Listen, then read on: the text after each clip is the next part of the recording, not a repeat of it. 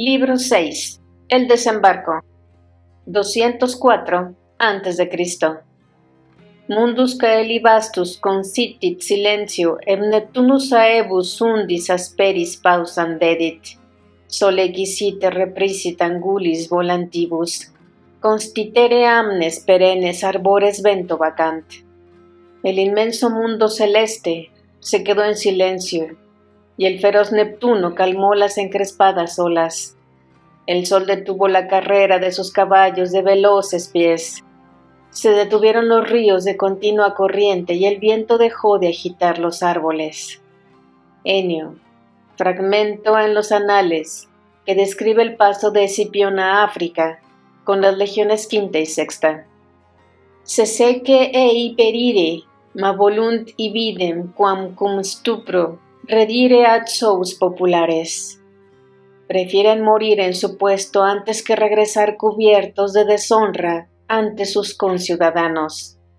Nevio, describiendo la resistencia suicida de las legiones de Régulo en África, el único y funesto referente de una campaña romana en África, previa a la de Escipión. 68. Rumbo a África. Mar Mediterráneo, entre Sicilia y el norte de África, primavera de 204 a.C. La navegación sería nocturna en gran parte del recorrido. Por eso Publio pensó en ello mucho tiempo.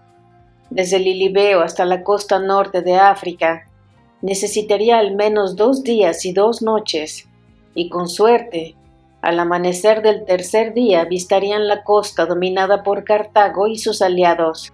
No debían errar en el rumbo, ni marchar hacia el sur, una región inhóspita y alejada de los objetivos de la guerra, ni muy al norte, a costas dominadas por los númidas.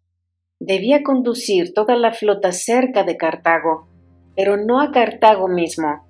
El promontorio de Apolo, a un par de días de marcha de Cartago, era el lugar escogido por el cónsul. Lilibeo era un hervidero de tropas, de legionarios cargando bultos, suministros de todo tipo, sacos, ánforas, armas, caballos, ganado. Marco Pomponio, que después de la embajada había recibido la orden del Senado de permanecer como pretor de Siracusa tras la partida de Escipión hacia África, junto con el siempre escéptico Marco Porcio Catón, cuaestor de las legiones, supervisaban todo el proceso, y por encima de ellos Publio, enérgico, decidido, iba de un lugar a otro comprobando cada pequeño detalle, abriendo a veces sacos, pasando su mano por el filo de espadas recién traídas desde las herrerías, repasando el número de remos de un barco, las velas de otro, las linternas que había ordenado que cada buque llevara para la navegación nocturna. Le acompañaban Lucio, su hermano, y Cayo Lelio. «Es una flota excelente», comentaba un admirado Lucio. «No me extraña que convencieras al viejo de Marco Pomponio». Esto lo dijo en voz baja y mirando de un lado a otro.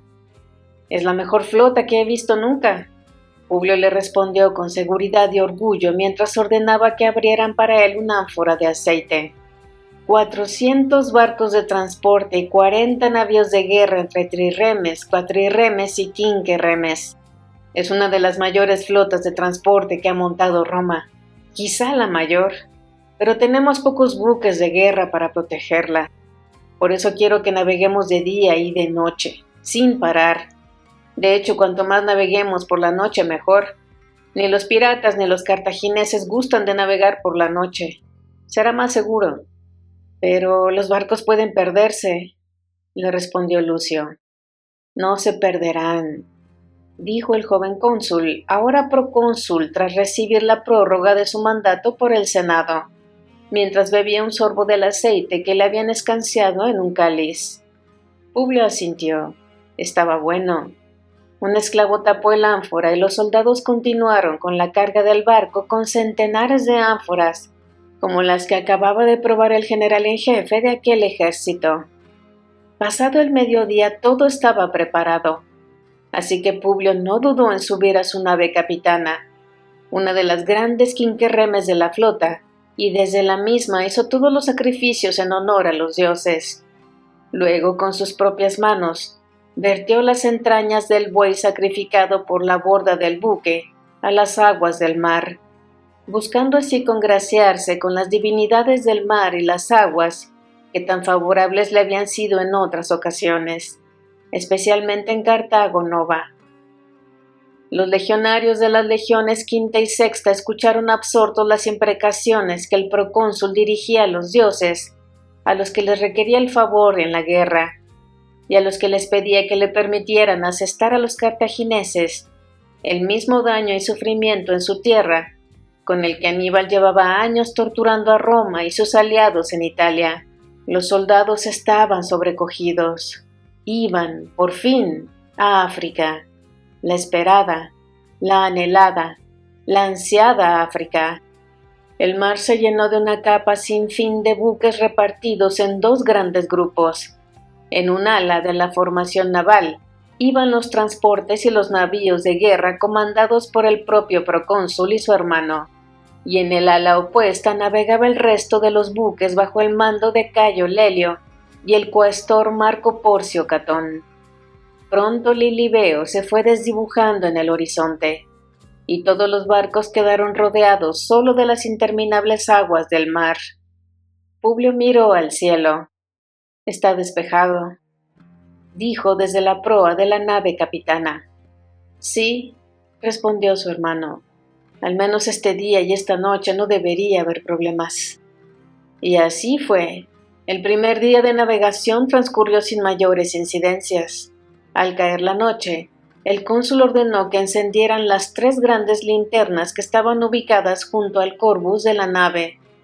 Publio había ordenado que cada buque de transporte llevara una de esas linternas y que cada barco de guerra llevara 2.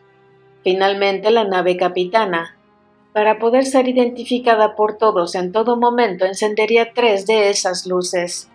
Eran todas linternas portátiles, pero de gran tamaño, ideales para la navegación en el mar por encerrar la llama de luz entre finas paredes de cuerno unas, la terna córnea, y de vejiga de cordero otras, la terna de vesica.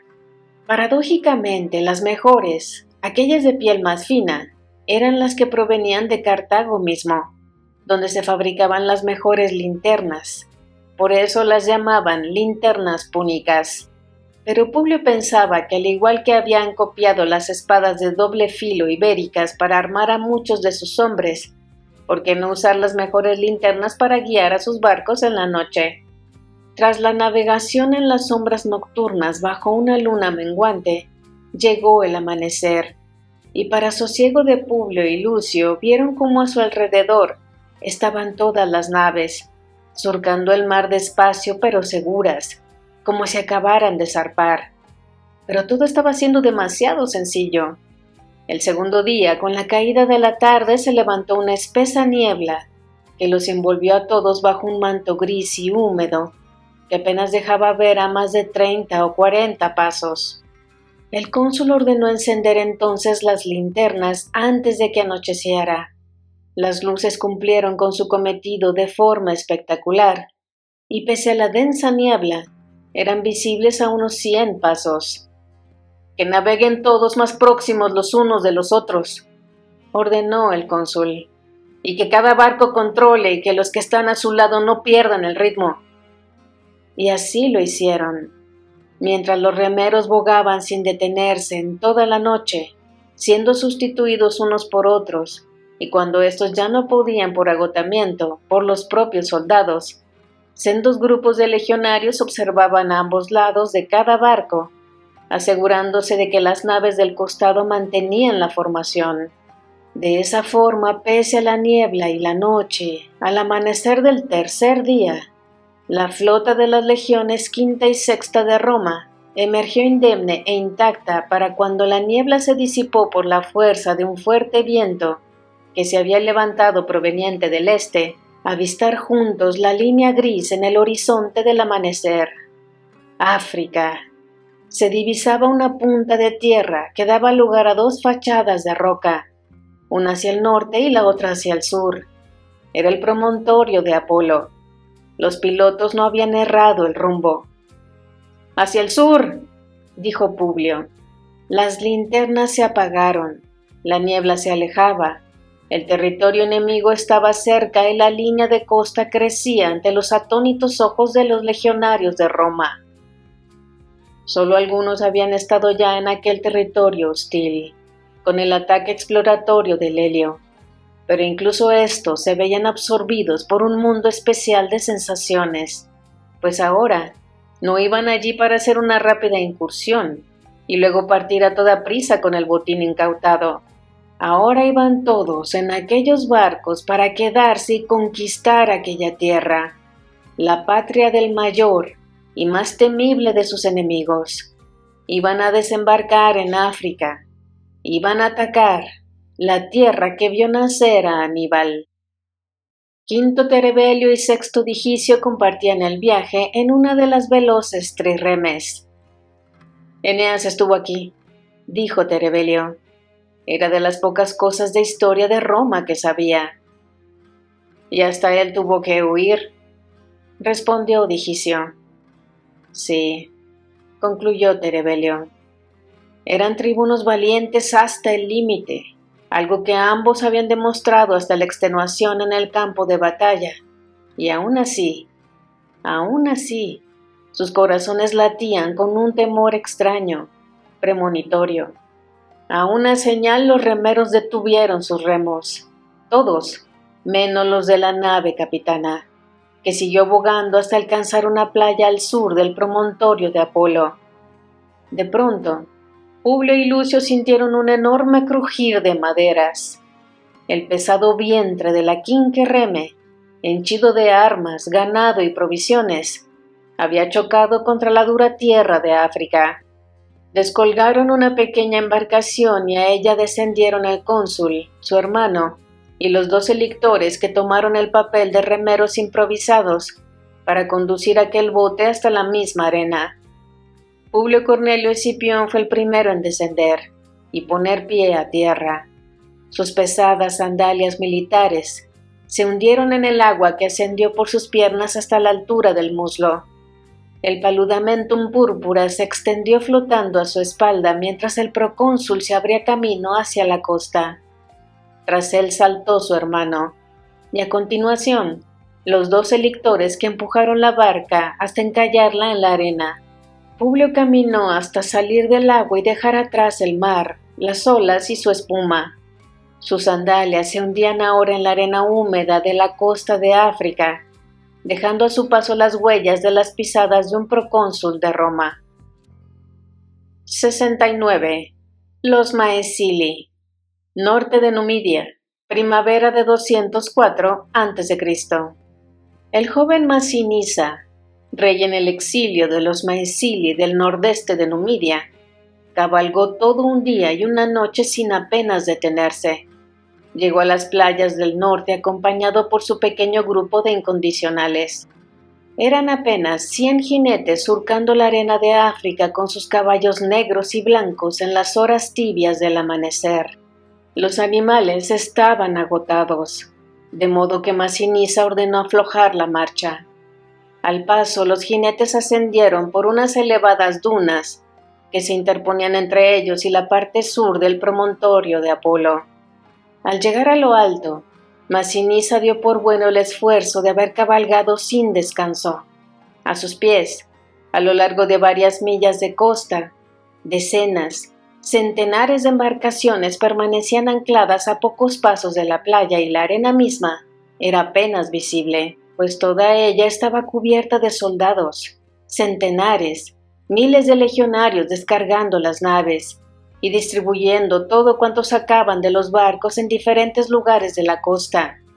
A 200 pasos del mar, los romanos habían levantado una imponente empalizada con materiales que habían traído consigo y con centenares de palmeras que habían abatido para completar la fortificación. También habían ubicado varios puestos de guardia más hacia el interior, a modo de avanzadilla, uno de los cuales se encontraba muy próximo al lugar en el que Masinisa y sus guerreros se encontraban. El joven rey comprendió que no debía hacer nada sino esperar. Y así fue. A los pocos minutos la empalizada se abrió de su parte central, donde al parecer los legionarios habían construido una amplia puerta por la que emergieron más de 300 jinetes de la caballería romana. Estos cabalgaron al trote hasta situarse a escasos 50 pasos de Masinisa y sus hombres, y allí se detuvieron. Era una distancia prudente, en el límite del alcance de las lanzas y con el campo justo para lanzar una carga al galope. Los romanos permanecían quietos, en espera. Masinisa ordenó a los suyos que se quedaran detrás y él asusó su montura. El caballo condujo al rey númida exiliado a trote ligero, hasta quedar frente al oficial al mando de aquellas turmae romanas. «Soy Masinisa, rey de los Maesili», dijo el monarca, en un latín algo hosco pero comprensible. «Y he venido aquí para reunirme con Publio Cornelio Escipión, general de Roma». Los caballos romanos piafaron y arañaron con sus cascos la arena de África. El oficial al mando, con su pesado casco cubriéndole la cara, se adelantó con su montura hasta quedar a unos pasos de Masinisa. «¿No me reconoces, joven rey?». Masinisa le miró con más detenimiento, sonrió y respondió: «Como verás, Cayo Lelio, tribuno de las legiones de Roma, Masinisa ha venido, fiel a su palabra». Lelio le contestó satisfecho: «Eso te honra. Ahora acompáñame. Tus hombres pueden acampar aquí. Nadie les molestará y les traeremos agua y provisiones. Parece que habéis cabalgado mucho tiempo sin descanso. Como sabes, ardo en deseos de combatir a las órdenes del general». Lelio le miró y asintió. Pronto tendría aquel joven rey oportunidad de hartarse de luchar contra númidas, cartagineses y todo tipo de mercenarios al servicio del imperio púnico. A Lelio, ya veterano y no solo de aquella guerra sino de otras anteriores, le empezaba a sorprender esa ansia de los jóvenes por entrar en combate. Claro que aquel era un rey depuesto por los aliados de Sífax, en el nordeste de Numidia, y la rabia por recuperar un trono robado era siempre una inagotable fuente de fortaleza y tenacidad. Lelio cabalgaba al lado de Masinisa sin mirarle. Sabía que el joven rey estaba admirado del poder de Roma, pero que al mismo tiempo cuantificaba hombres y bestias y máquinas de guerra en un esfuerzo por confirmar si aquel ejército sería suficiente para doblegar a Cartago y a Sífax. Publio se encontraba en la tienda del Praetorium, levantada en el centro de la bahía, donde sus hombres estaban desembarcando todas las provisiones, animales y armas que habían traído de Sicilia. Con él estaban Lucio Marcio y Silano. El resto de los oficiales, Quinto Terebelio, Sexto Digicio, Cayo Valerio y Mario Juvencio, estaban en diferentes puntos de la playa controlando que el desembarco se hiciera en orden, al tiempo que levantaban las fortificaciones necesarias para evitar que un ataque por sorpresa supusiera un peligro para los barcos que aún quedaban por descargar. Catón se mantenía alejado del Praetorium aquellos días, algo que todos agradecían, absorbido por sus tareas de coastor, controlando que no se perdieran suministros ni armas en todo el proceso de desembarco. Un lictor entró en la tienda y se dirigió al cónsul. «El tribuno Cayo Lelio regresa, procónsul». «¿Viene con él Masinisa?» «Así es, mi general». «De acuerdo, esas son grandes noticias». Pero el lictor completó su mensaje con cierto tono de amargura. «Sí, mi general, pero Masinisa apenas ha traído consigo 100 jinetes». «¿100 jinetes?», preguntó incrédulo Marcio. El soldado asintió y se quedó mirando al suelo. El procónsul le ordenó salir y dejó a Publio a solas con Marcio y Silano. «100 jinetes no nos serán de mucha ayuda», añadió Silano. El procónsul asentía mientras empezaba a hablar. «Masinisa se ha alzado en armas varias veces contra Sífax, y Sífax la ha derrotado en varias ocasiones. Incluso le han dado por muerto más de una vez. pero la última ocasión consiguió armar un ejército de 4,000 jinetes. Masinisa viene con pocos hombres ahora. Escuchémosle antes de juzgarle. Los 2 tribunos confirmaron con la cabeza que estaban de acuerdo con el procónsul. Al poco tiempo entraron en el praetorium Cayo Lelio y el propio rey Masinisa. Este último fue el primero en hablar. Me alegra verte, Publio Cornelio Escipión, procónsul de Roma. Con tus legiones y mi pueblo, conseguiremos al fin derrotar juntos a nuestros enemigos comunes. Publio le respondió con cierta frialdad. Él, igual que sus tribunos, había esperado, necesitaba más jinetes. La caballería romana era buena, pero escasa, pese a sus estratagemas en Siracusa para reforzarla, y los cartagineses tendrían miles de jinetes númidas proporcionados por Sífax. ¿Qué caballería iba él a contraponer contra esas fuerzas? Había confiado primero en que Sífax no le atacaría, algo que parecía que ya no podría evitar, y luego había puesto esperanzas en Masinisa y éste llegaba sin apenas jinetes. El joven rey exiliado empezó a explicarse, y Publio dejó de lucubrar para escucharle con atención. Sabes que me he enfrentado varias veces contra Sífax para recuperar la parte de Numidia que legítimamente me pertenece. Pero Sífax, ayudado por los cartagineses, me ha derrotado en 2 ocasiones. He perdido muchos hombres, buenos soldados, buenos y leales amigos y patriotas. Y es cierto, me he quedado con solo un puñado de jinetes. Los Mesili están sometidos por las tropas de Sífax que dominan ahora toda Numidia, pero nadie en mi pueblo le quiere como rey. Lo ven como lo que es, un usurpador y un tirano. Es cruel y egoísta y maltrata a mi pueblo. 2 veces he conseguido que los Mesili se levantaran en armas contra él, guiados por mí, y 2 veces les he fallado. Pero sé que cuento aún con el respaldo y el aprecio de mi gente.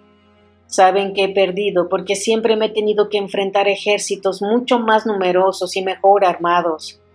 Pero saben de mi honor y de mi valentía.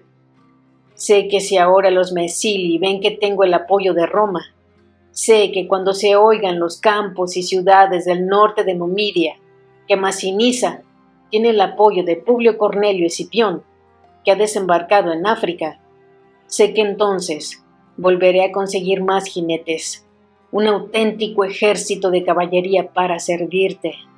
Sé que ante tus ojos y ante los ojos de tus oficiales no veis ahora más que un pobre exiliado, sin apenas poder ni fuerza, pero sabéis de mi honor.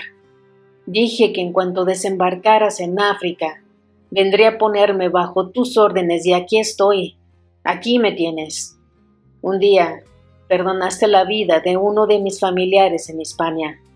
A partir de entonces decidí juzgarte por tus acciones conmigo y no por lo que los cartagineses contaban de ti, y sé que hice bien.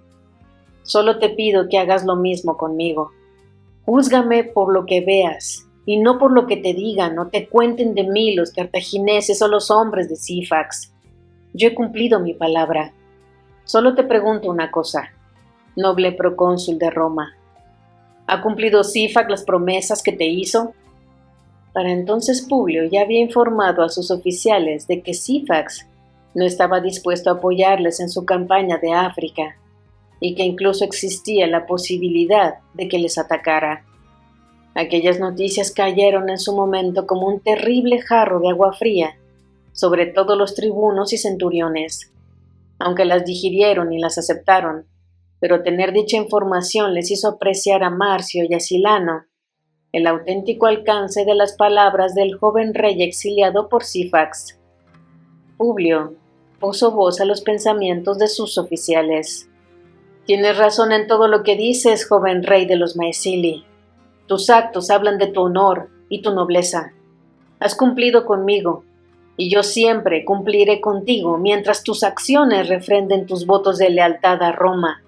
Es solo que la lucha que se cierne sobre todos nosotros va a ser una tarea de cíclopes, y las escasas fuerzas de caballería que nos has traído están muy por debajo de las expectativas que tú mismo nos diste a entender en Hispania. Lo sé, pero no es por mi voluntad. Déjame luchar bajo tu mando. Dame esa oportunidad. Y en cuanto consigamos una mínima victoria, por pequeña que ésta sea, decenas, centenares de maesilis se unirán a mí para luchar bajo tus órdenes. Te lo juro por mis dioses. El procónsul miró a sus oficiales. Estos asintieron, y Publio respondió al joven rey.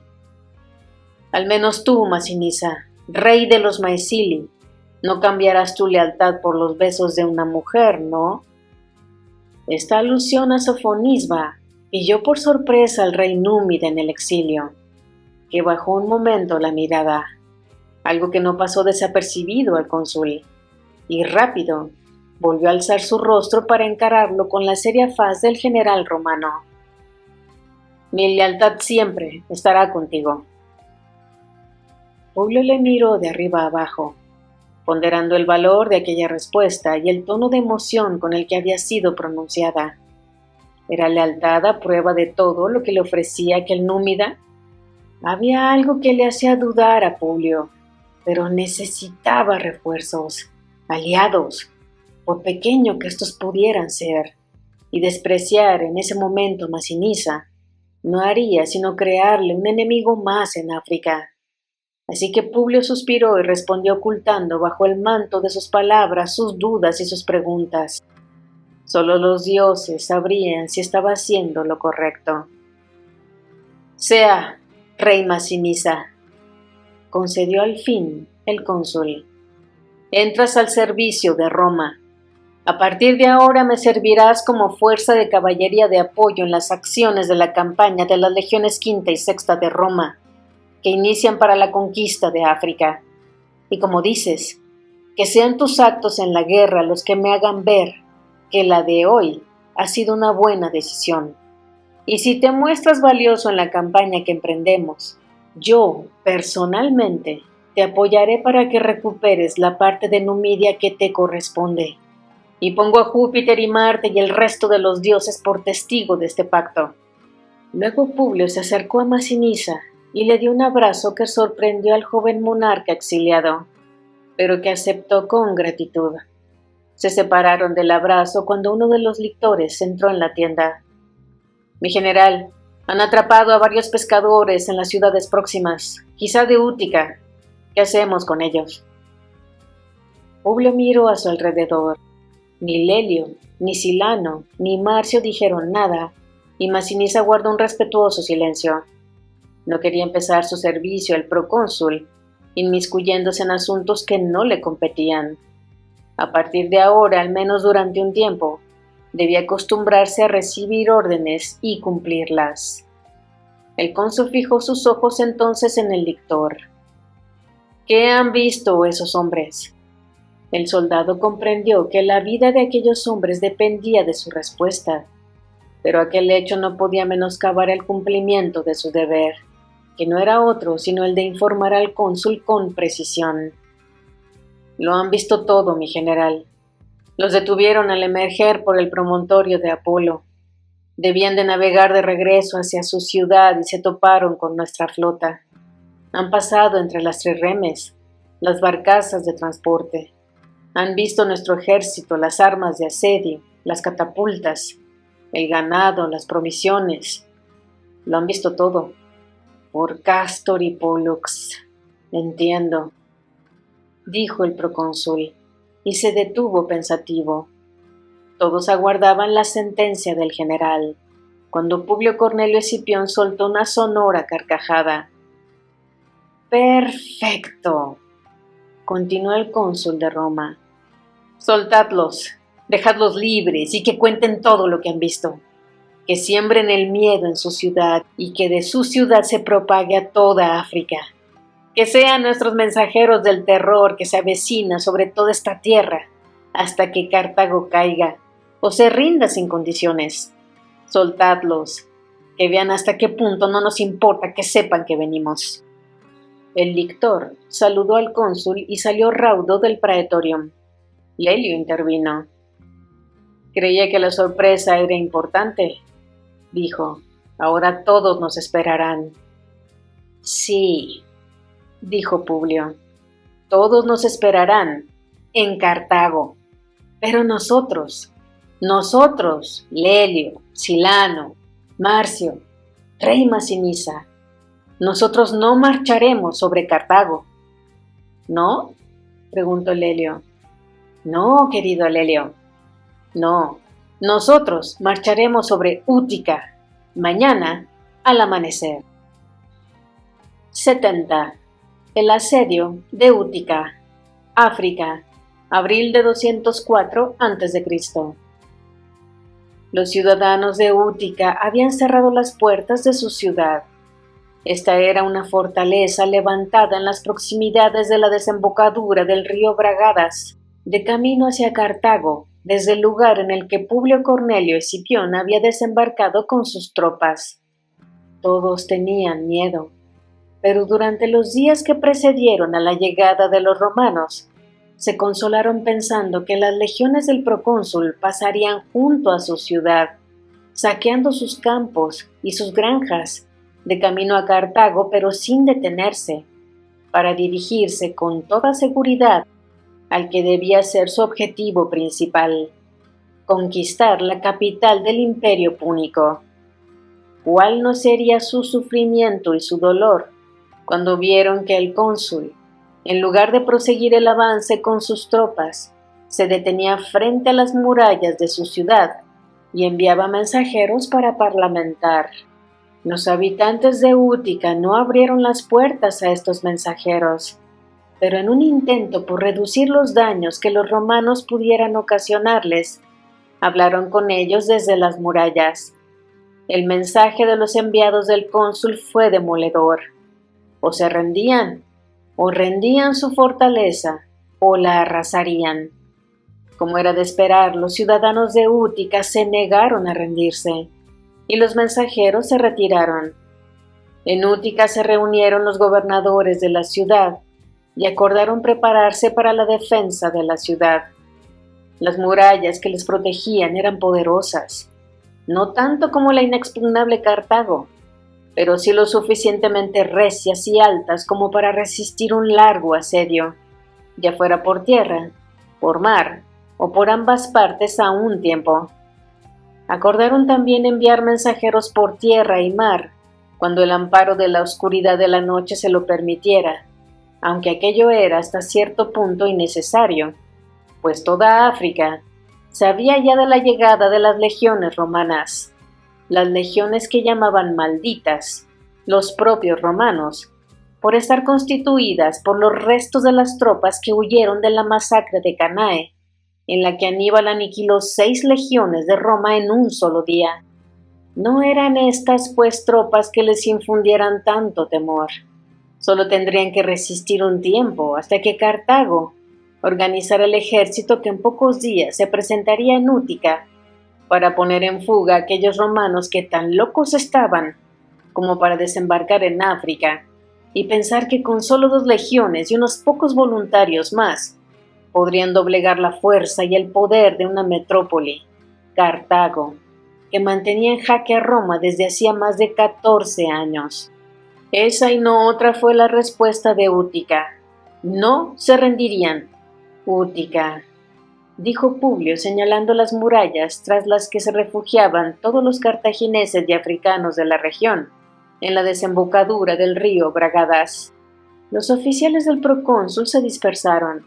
Todos sabían cuál era su cometido, de modo que solo quedaron junto al cónsul sus lictores, Lucio su hermano, el rey Masinisa, intrigado por ver qué planes desarrollaban los romanos para tomar esa fortaleza, y Lelio. Catón, por su parte, se mantenía en la retaguardia. Su misión no era la de dirigir ningún ataque, sino la de supervisar las provisiones y las armas hasta que éstas fueran requeridas. Varios manípulos de la quinta empezaron, bajo las órdenes de Cayo Valerio, a levantar 2 grandes torres de asedio, que construían próximas a las murallas de la ciudad, pero a suficiente distancia para estar a salvo de cualquier tipo de arma arrojadiza. Silano, al mando del ejército de voluntarios, inició una serie de cargas sobre la puerta de la ciudad que eran repelidas por los defensores con el lanzamiento de lanzas, flechas, y cuando los legionarios de Silano llegaban a las murallas, arrojando aceite hirviendo, Quinto Terebelio en un extremo y Mario Juvencio en otro, con los hombres de la sexta, empezaron a remover la tierra en torno a las murallas, acumulando enormes cantidades, de pronto que fueron creando un gigantesco terraplén que poco a poco, a medida que se acercaban a las murallas de la ciudad, crecía y crecía, con el objetivo de quedar casi a su altura. Los trabajos llevarían días, pero el rey Masinisa desplegaba sus ojos muy abiertos, intentando digerir con auténtica pasión todo lo que estaba viendo.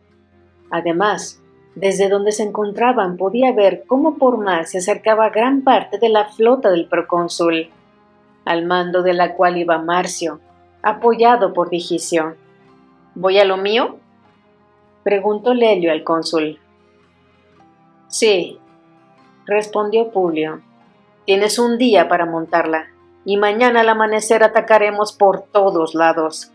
Útica tiene que caer antes de que Cartago reaccione y nos rodee con sus tropas.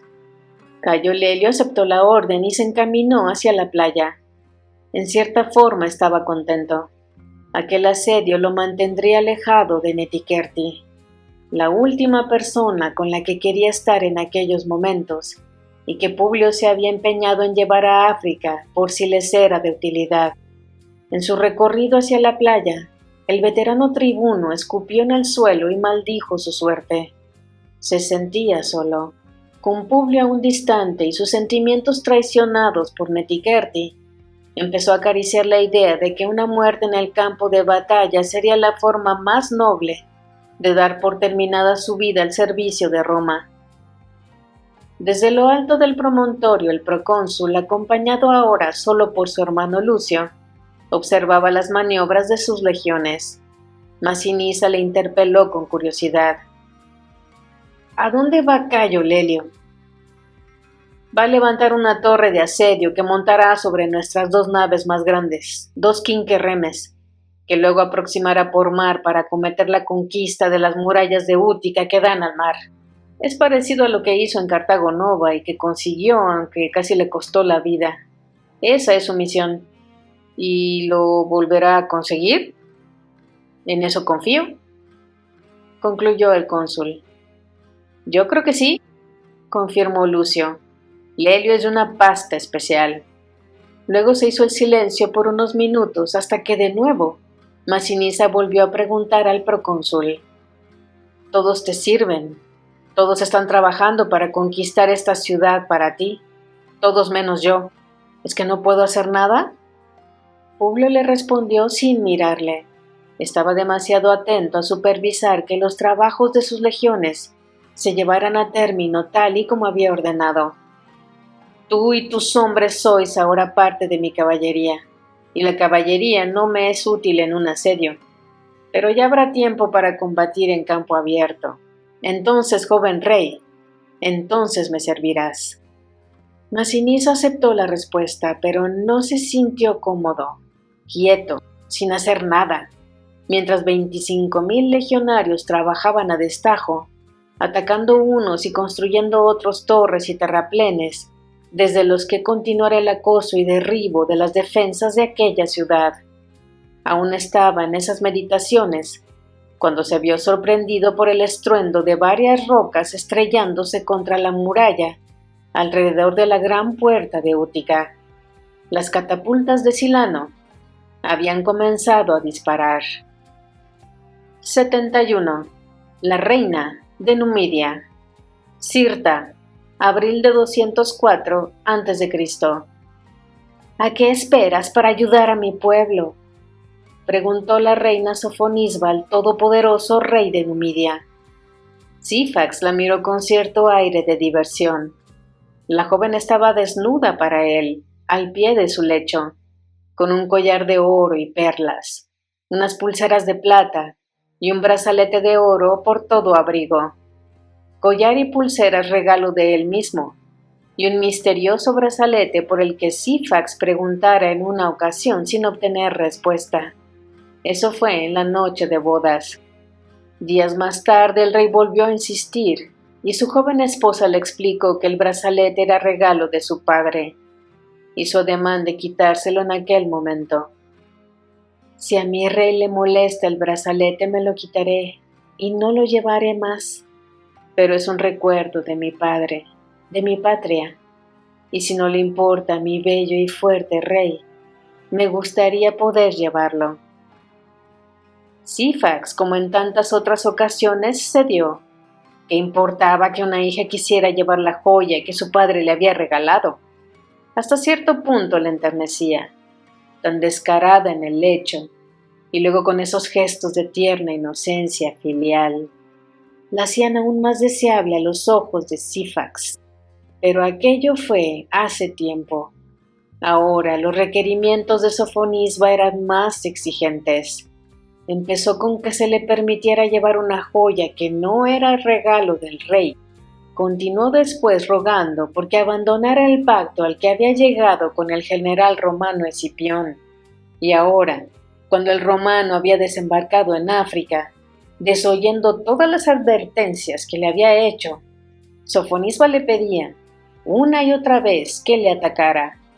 Sífax era un hombre cauto, receloso de entrar en guerra si no era estrictamente necesario, entre otras cosas porque la guerra le era fastidiosa, se comía peor, había que combatir, aunque él cada vez lo hiciera menos y se limitara a mandar sus ejércitos, y sobre todo, se veía privado de hacer el amor tanto como a él le gustaba, pues las largas cabalgatas, la preocupación de conducir la guerra, el evitar levantamientos, el conquistar ciudades eran tareas que si bien daban gloria y poder, menoscababan sus energías en la cama, el lugar donde más disfrutaba y en el que más tiempo le gustaba estar.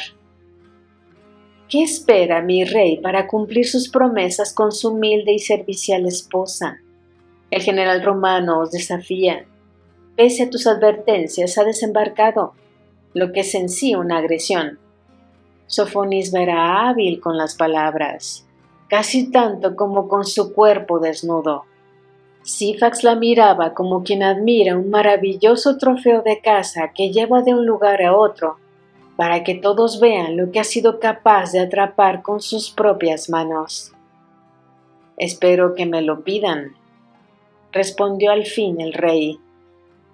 Yo te lo estoy pidiendo, rogando, suplicando, dijo Sofonisba entre aparentes lágrimas de sufrimiento. Que me lo pidan desde Cartago, apostilló Sífax. No había terminado de pronunciar aquella sentencia cuando un soldado pidió permiso desde el exterior de la tienda para hablar con su rey.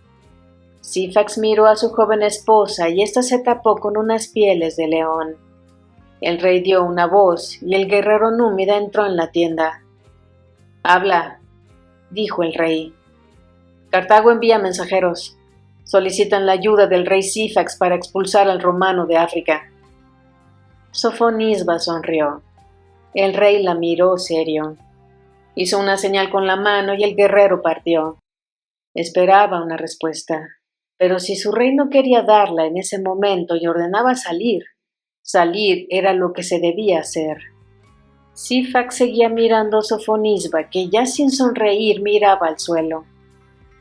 ¿Qué va a hacer ahora, mi rey?, preguntó la joven al tiempo que muy despacio se iba descubriendo, tirando poco a poco de la gran piel de león con la que había tapado su hermoso cuerpo. Fue entonces el rey el que sonrió. Primero, poseerte hasta que no pueda más. Después dormir hasta recuperarme. Luego, comer hasta hartarme. Y luego, acudir a la llamada de Cartago. Además, hay algo más que yo sé que tú no sabes aún. Sofonisba, ya completamente desnuda, le miró intrigada. ¿Qué más sabe mi rey? Sé que el rebelde Masinisa, antes de escapárseme por segunda vez de entre las puntas de mis dedos, se ha refugiado con el general romano.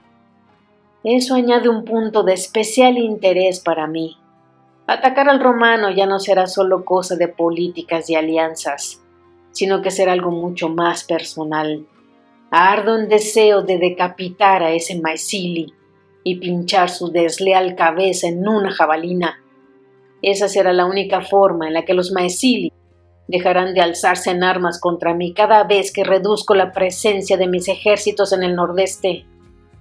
Comprendo, dijo Sofonisba pensativa, dejando que de modo inconsciente su mano izquierda acariciara suavemente el brazalete dorado que abrazaba su antebrazo derecho. El gesto no pasó desapercibido para el veterano rey de los númidas. Sífax frunció el ceño y se quedó meditabundo. ¿Y cuándo desea mi rey empezar a poseerme?, preguntó Sofonisba, reptando desnuda hacia su rey como una leona en celo, disipando con su sensualidad los interrogantes de Sífax al ahogarlo en un mar de besos lascivos y caricias excitantes que transportaron al númida a los rincones más perversos del placer. En el momento culminante, el rey de Numidia pensó que aquellos momentos bien valían una guerra. 72. La resistencia de Útica. Útica, mayo de 204 a.C. Los romanos atacaban sin descanso las murallas de Útica, pero los defensores combatían con su fe puesta en un pronto auxilio desde Cartago y con gran destreza militar. Los embates contra la puerta eran repelidos con flechas, lanzas y, cuando el viento les era favorable, con fuego con el que conseguían incendiar los grandes troncos que, a modo de ariete, los legionarios de la Quinta, a las órdenes de Silano, utilizaban para golpear con enorme furia los gigantescos portones de madera y hierro de la ciudad. Los terraplenes estaban prácticamente terminados, pues los hombres de la Sexta, apremiados por Quinto Terebelio y Mario Juvencio, habían trabajado sin descanso, pero los defensores habían comenzado a hacer uso de catapultas, arrojando enormes piedras desde el interior de Útica, que caían a plomo sobre el enorme terraplén, derribando grandes bloques de tierra apelmazada, haciendo de la tarea de los legionarios de la Sexta una obra eternamente inacabada. «Las torres de asedio ya están», anunció Cayo Valerio con orgullo. «Sea, pues», respondió con tensión el procónsul de Roma, «por Castor y Pólux, adelante con ellas».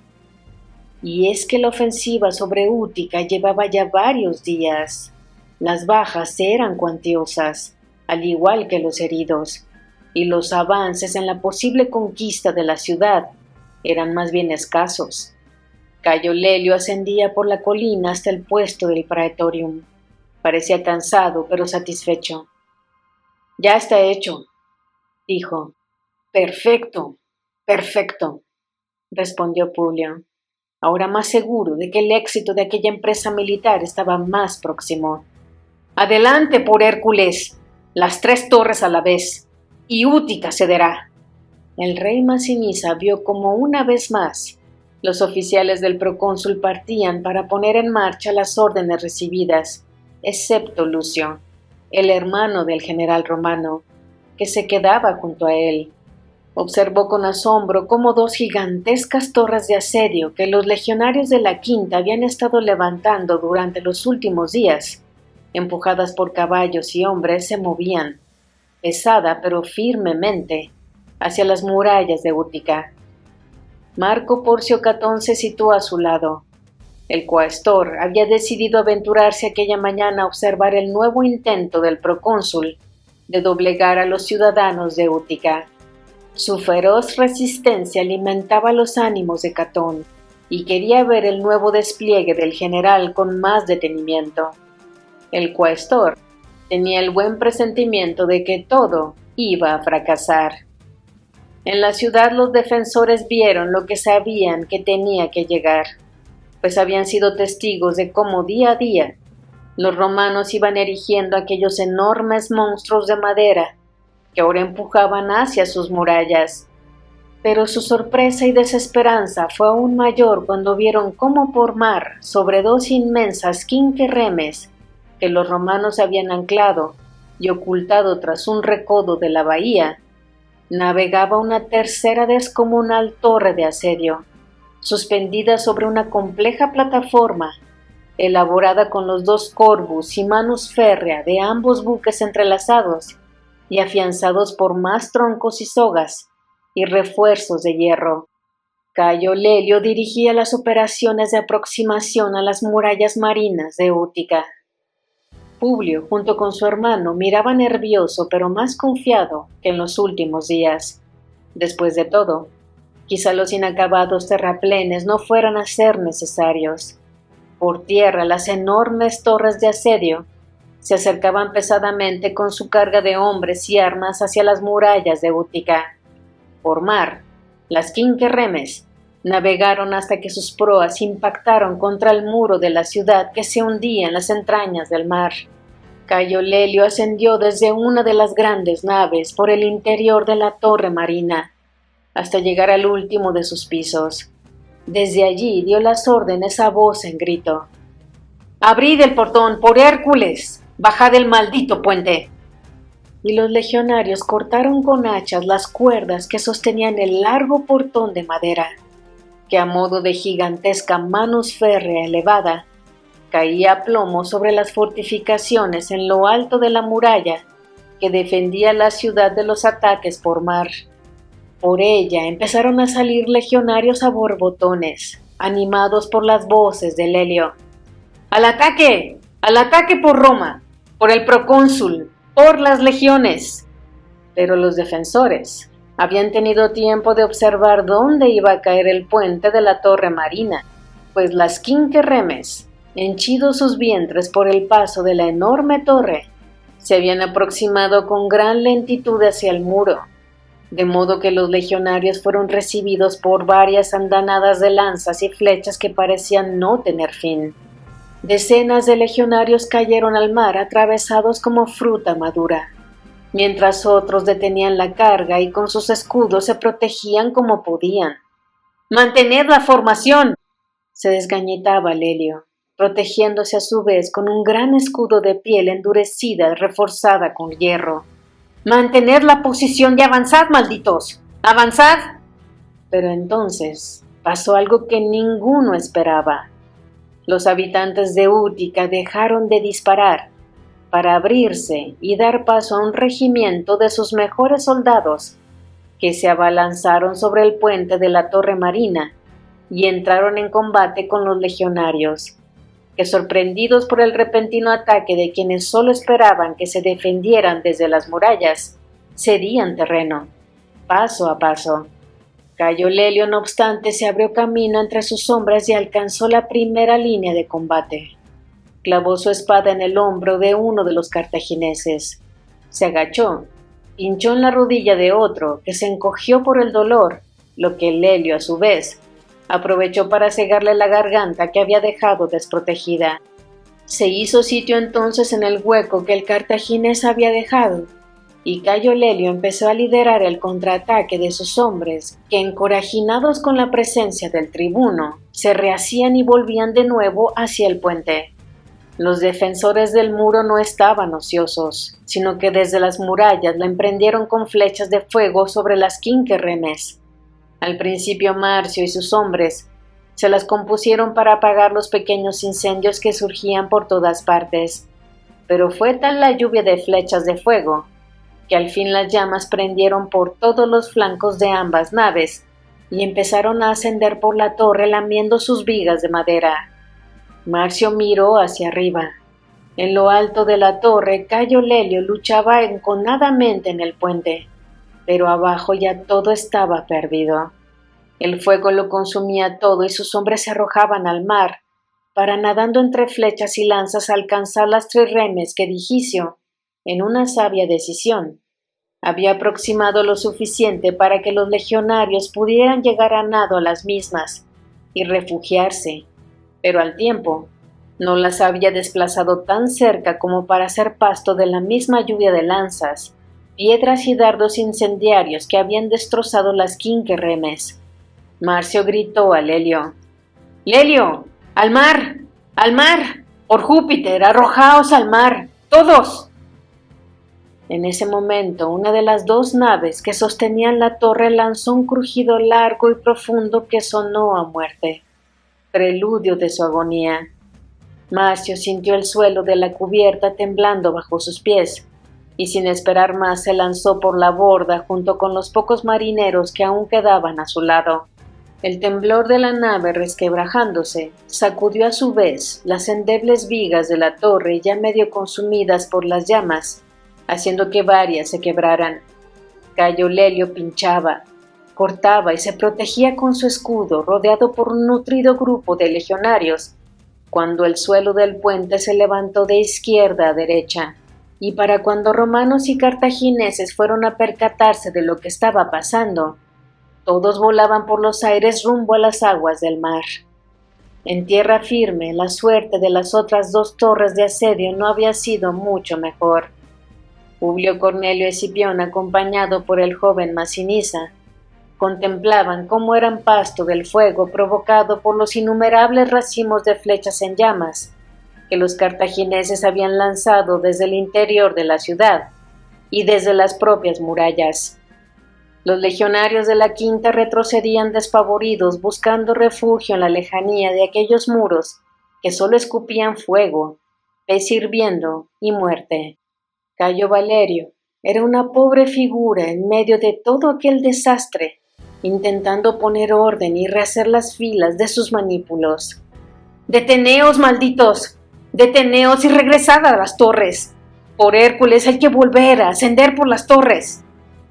Pero los hechos rebatían las palabras del primus pilus, con la terquedad de la realidad incontestable. Las torres, envueltas en un mar de llamas, casi al mismo tiempo caían en ruinas hacia un lado, como árboles abatidos por la constante hacha de un leñador de fuego. Publio se pasó la palma de su mano derecha por el pelo de su cabeza, de arriba abajo, y miró al suelo. Suspiró. Luego se pasó la mano izquierda por su barbilla perfectamente rasurada y volvió a tomar aire. Lucio no decía nada. No quería añadir más dolor a su hermano con comentarios inoportunos. A sus espaldas dos mensajeros llegaron cabalgando a la vez. El procónsul se volvió hacia ellos. Los lictores, que reconocían en aquellos hombres sendos centuriones de la quinta, se hicieron a un lado. Los dos oficiales se miraron entre sí como preguntándose quién hablaba primero. Pero el procónsul no tenía tiempo para dudas, y se dirigió al que había llegado desde la playa primero. «Habla, centurión». «Sí, mi general, la torre de asedio de las quinquerremes ha caído, y con ella han muerto muchos hombres. Pero el tribuno Cayo Lelio, que estaba en lo alto de la torre junto con algunos más, ha sobrevivido milagrosamente y se encuentra bien, mi general». Publio asintió repetidas veces. Ya había visto desde la distancia lo de la torre marina, pero saber que Lelio estaba bien pese a todo aquel fiasco era una información muy relevante que agradeció recibir. «Bien, centurión, bien. Muchos hombres. ¿Cuánto es muchos hombres?» «No lo sé, mi general. Marcio y Lelio calculan que unos 100 han muerto, más unos 30 heridos». 100. 130 hombres fuera de combate, más otros tantos al menos, y no más. Hombres que habían caído con las torres de asedio que dirigía Cayo Valerio. Habían perdido más de 200 hombres y no habían conseguido nada. Nada. El procónsul sentía la figura erguida de Catón, moviéndose despacio a sus espaldas, y percibía la felicidad del cuastor. En todo caso, de momento al menos, Catón permanecía callado, pero quedaba el segundo mensajero. Publio se limitó a mirarle y éste empezó a hablar. «Los cartagineses han enviado un ejército de caballería desde Cartago. Son unos 4,000 jinetes, mi general». 4,000 jinetes. 4,000. «¿Y nada más?», preguntó el cónsul. «¿No han enviado infantería con ellos?». «Eso es lo que hemos visto. Se han resguardado en la ciudad de Saleca, a un día de caballo de aquí. ¿En una ciudad? Publio estaba sorprendido y miró a Lucio, que se encogió de hombros, y luego al rey de los Maesili. ¿Un ejército de caballería acampando en una ciudad en plena primavera? ¿Casi verano? Masinisa compartía la misma sorpresa. La caballería no valía para nada entre las murallas de una ciudad.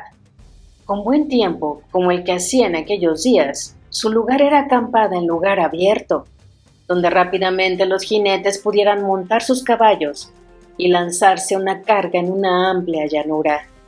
Allí era donde el potencial devastador de una fuerza de caballería tan numerosa resultaba prácticamente invencible. ¿Sabemos quién es el genio que lidera ese ejército de caballería?, preguntó Publio. Atrapamos a unos mercaderes que salían de Saleca. Dicen que han llegado bajo el mando de Hanón. El cónsul se giró hacia Masinisa. Es un inútil, confirmó el rey exiliado. Es vanidoso, incompetente en lo militar. Publio sintió. El hecho de llevar la caballería a una ciudad confirmaba la valoración de Masinisa. Bien, dijo Publio entonces dirigiéndose a Masinisa. Ardías en deseos de servirme, ¿no? Joven rey de los Maesili, pues esta es tu ocasión. Cogerás a tus hombres y atacarás a Saleca. El rey le miró confundido. Solo disponía de 200 jinetes, y eso gracias a que algunos Maesili más se habían incorporado recientemente, atraídos por la presencia de las legiones romanas. Pero Hanón, aunque fuera un inútil, tenía 4000. Sin embargo, el procónsul no le dejó replicar. Partirás al amanecer. Apostilló Publio al tiempo que se alejaba colina abajo para reorganizar su ejército en medio de aquel desastre de asedio, pero sin volverse ya hacia atrás, añadió unas palabras. Te daré algunos refuerzos para que puedas regresar con vida de Saleca. El joven rey Masinisa se quedó contemplando cómo el procónsul, rodeado de sus 12 lictores y acompañado por su hermano Lucio y los 2 centuriones que habían traído todas aquellas noticias, descendía de la colina dejándole a solas con 2 de sus guardias númidas y un silencioso Marco Porcio Catón, que no dejaba de admirar las llamas que consumían las derribadas torres de asedio romanas. Masinisa sacudía la cabeza. De hecho, todo alrededor de Útica eran llamas. Centenares de romanos se afanaban en retirar heridos y recoger armas que habían quedado desperdigadas por los alrededores de las consumidas torres. En la playa, varias trirremes descargaban más heridos y muertos. El asedio estaba siendo un total y completo desastre. Y ahora aquel hombre le enviaba con sus pocos jinetes contra un ejército 20 veces más numeroso. ¿Unos refuerzos? ¿Qué entendía el cónsul por unos refuerzos? ¿Era aquel el mismo hombre que había conquistado Hispania? Uno de los guardias númidas se acercó al rey. ¿Qué hacemos?, le preguntó en su lengua. Nos preparamos para el combate, respondió Masinisa. Quizás sea nuestro último combate. Y le puso una mano en la espalda. El joven guardia se sintió halagado y orgulloso de que su rey le tratara con aquella familiaridad. Descendieron de la colina. Catón se sentó sobre una roca. El espectáculo dantesco de las legiones malditas replegándose y retirando heridos era apasionante. Tenía buenas noticias para Quinto Fabio Máximo. En su tienda, recostado de lado mientras el médico Atilio le curaba algunas heridas, el tribuno Cayo Lelio maldecía su mala suerte. En aquel momento irrumpió Publio en su tienda. El médico, Netiquerti y el par de esclavos que había ayudado a Atilio salieron ante la intensa mirada del procónsul. Lelio se volvió y vio al general sentándose a su lado. ¿Estás bien?, preguntó Publio. He estado mejor, pero si lo que preguntas es si puedo combatir, sí que puedo. Bien, aunque ahora que lo de las torres de asedio ha salido tan mal, no sé qué vamos a hacer, contestó Lelio. Publio miró al suelo buscando una respuesta. Levantó al fin el rostro despacio y habló con la seguridad propia del hombre tenaz. Haremos, Lelio. Lo mismo que Aníbal lleva haciendo en Italia durante 14 años. Resistir. Lelio asintió mientras se palpaba un enorme cardenal en una de sus piernas y contraía el rostro compungido por el dolor. Sea, dijo el tribuno entre dientes. Por de pronto nos envían 4,000 jinetes los cartagineses. Y he pensado, continuó Publio, que Lucio se quede al mando aquí en Útica y que tú y yo nos encargaremos de ese ejército de caballería. Lelio asintió una vez más y apretó los labios. Publio le puso entonces la mano derecha en el hombro y sin decir más salió de la tienda. Tenía muchas cosas en las que pensar. La invasión de África no había empezado bien. Todo lo contrario que en Hispania. El procónsul de Roma avanzaba por el campamento bajo las atentas miradas de sus hombres. Se esforzó por caminar erguido, decidido, como un líder que no pierde la esperanza.